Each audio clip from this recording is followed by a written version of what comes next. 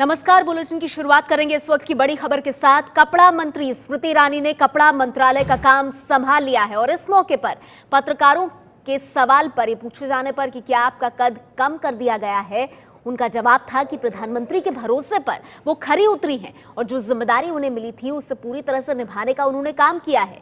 UP में party का चेहरा बनाए जाने के सवाल पर स्मृति ने कहा कि कुछ तो लोग कहेंगे, लोगों का काम है कहना। तो आपको बता दें, स्मृति ईरानी जिन्हें शिक्षा मंत्री के पद से हटा दिया गया, कल कैबिनेट फेरबदल में उन्होंने आज कपड़ा मंत्रालय का कामकाज संभाला। ये तस्वीरें आप देख रहे हैं और ये कामकाज संभालने के बाद उन्होंने कहा कि वो प्रधानमंत्री के भरोसे पर खरी उतरी हैं। उन्होंने अपना काम ईमानदारी से किया और क्योंकि यूपी में उन्हें चेहरा, बीजेपी की तरफ से चेहरा बनाने की भी अटकलें चल रही थी, तो उस पर स्मृति ईरानी ने कहा है कुछ तो लोग कहेंगे, लोगों का काम है कहना।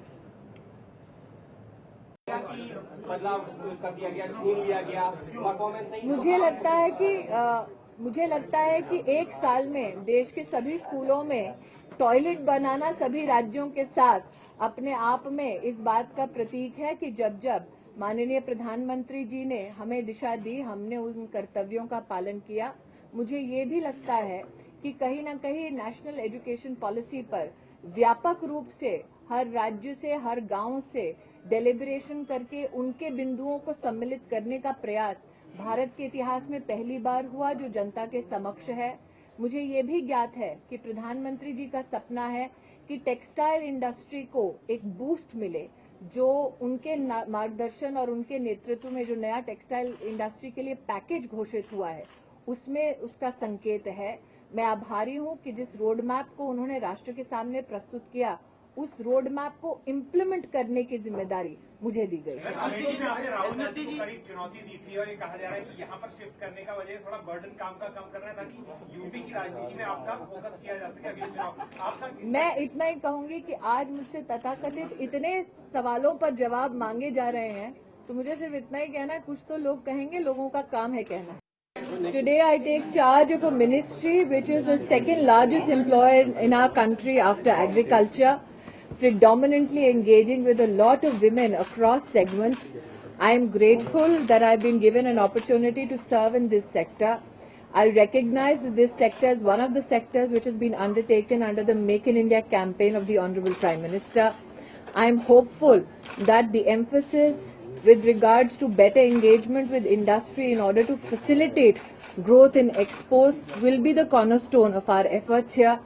Also, we will ensure that the weavers, who are the very bedrock of this ministry, get full support in order to expand their incomes and to pass on the heritage and the culture ingrained in the textile sector onto the next generation.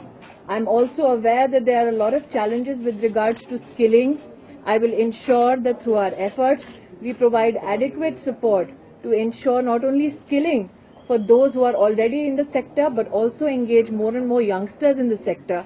I also recognize that the needs not only of the weavers, but also industry at large with regards to an expansion in garment facilitation and garment production is something which is an insistent and a continued effort of this ministry, and that is the effort that I hope to strengthen in my tenure.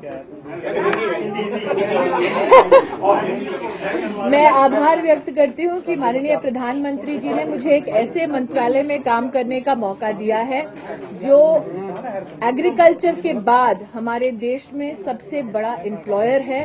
एक ऐसा sector जहाँ पर विशेष रूप से महिलाओं को काम करने का मौका मिलता है।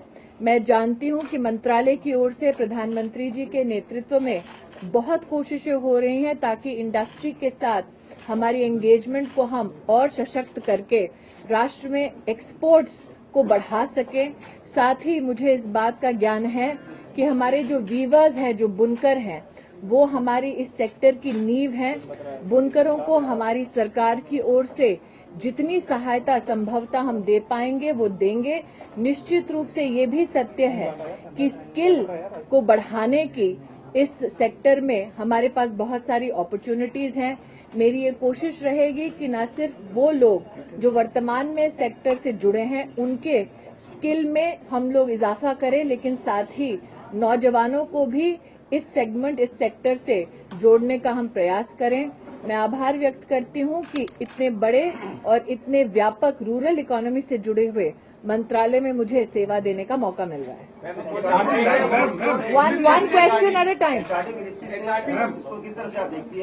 मैं इतना ही कहूंगी कि जब मैंने कार्यभार एचआरडी मंत्रालय में संभाला था, तब यूपीए के अगर आप पहला क्वार्टर देख लें तो यूपीए की सरकार के वक्त पहले क्वार्टर में शिक्षा के मंत्रालय में मात्र 14% का ही हम लोग एक्सपेंडिचर देख पाए थे। मुझे खुशी है कि हाल ही जब हमारा पूरे डिपार्टमेंट का हमने मुआयना किया तो ये ज्ञात हुआ कि 35% तक हम इस एक्सपेंडिचर को फर्स्ट क्वार्टर में ही बढ़ा चुके हैं। मुझे इस बात का भी संतोष है कि 30 साल बाद नई शिक्षा नीति बनाने में मुझे योगदान देने का मौका माननीय प्रधानमंत्री जी ने दिया। मुझे इस बात की खुशी है कि आज प्रकाश जावड़ेकर जी इस मंत्रालय में प्रधानमंत्री जी के विजन को आगे बढ़ाने वाले हैं। मैं प्रकाश जी का आभार व्यक्त करती हूं कि उन्होंने सार्वजनिक तौर पर मेरे काम को सराहा और मेरे काम को आगे बढ़ाने की बात कही। और साथ ही ये भी बताना चाहूंगी कि आज सुबह मैंने संतोष गंगवार जी से भी बात की, उनके योगदान के लिए उनको धन्यवाद दिया और मैंने उनके प्रति आशा व्यक्त की कि वो मुझे मार्गदर्शन देते रहें। हमारे एमओएस अजय टामटा जी से भी मैंने बात करके अपनी ओर से उनका अभिनंदन किया। I will only say this, that possibly there is not much of an understanding of a sector which has the largest potential now to employ and skill, and the potential to now scale up the Prime Minister's dream of Make in India.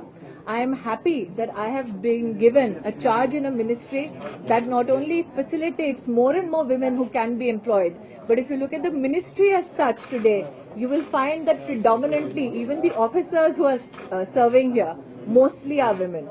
So I am happy that I've been given this opportunity, especially when a special package has been announced for the sector. This signifies that my party, and especially the Prime Minister, has faith that I have the capacity to implement the roadmap that was projected through the cabinet to the rest of the country. Ma'am, you have so eloquently defended it, but how do you respond to the theories which are going around? And if the work in HRD ministry was so good, ma'am, what led to change of ministry? I'm only, I think, bringing to light once again that on one hand the HRD ministry had the potential to set right policy because the implementation factor lies with the state. The very fact that now the policy inputs, some of them are in the public domain, after such large-scale deliberation, the first of its kind in our country, is also now indicative that this segment also has a policy in the making, and I'm hopeful that that will soon see the light of day. In the Sangathan, it is not an individual that plans, it's the party. ये काफी सारे आपका जब मंत्रालय आपने ये सूत्र दिया तो ये कहा गया कि बदलाव कर दिया गया, छीन लिया गया, परफॉर्मेंस नहीं। मुझे लगता है कि एक साल में देश के सभी स्कूलों में टॉयलेट बनाना सभी राज्यों के साथ अपने आप में इस बात का प्रतीक है कि जब जब माननीय प्रधानमंत्री जी ने हमें दिशा दी, हमने उन कर्तव्यों का पालन किया। मुझे ये भी लगता है कि कहीं न कहीं नेशनल एजुकेशन पॉलिसी पर व्यापक रूप से हर राज्य से, हर गांव से डेलिब्रेशन करके उनके बिंदुओं को सम्मिलित करने का प्रयास भारत के इतिहास में पहली बार हुआ, जो जनता के समक्ष है। मुझे ये भी ज्ञात है कि प्रधानमंत्री जी का सपना है कि टेक्सटाइल इंडस्ट्री को एक बूस्ट मिले, जो उनके मार्गदर्शन और उनके नेतृत्व में जो नया टेक्सटाइल इंडस्ट्री के लिए पैकेज घोषित हुआ है उसमें उसका संकेत है। मैं आभारी हूं कि जिस रोड मैप को उन्होंने राष्ट्र के सामने प्रस्तुत किया, उस रोड मैप को इम्प्लीमेंट करने की जिम्मेदारी मुझे दी गई।